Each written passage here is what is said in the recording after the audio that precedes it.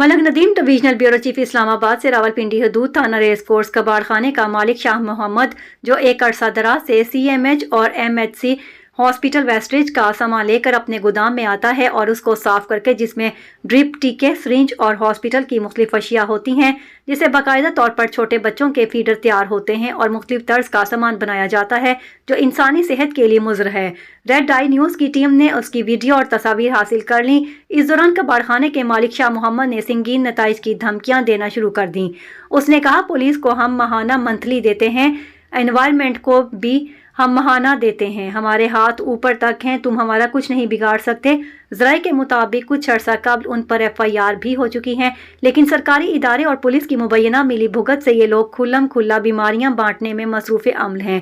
कानून नाफिज करने वाले इदारे CPO रावलपिंडी, RPO रावलपिंडी और IG पंजाब इस चीज़ का सख्ती से नोटिस लें और उनके खिलाफ सख्त से सख्त कार्रवाई करें।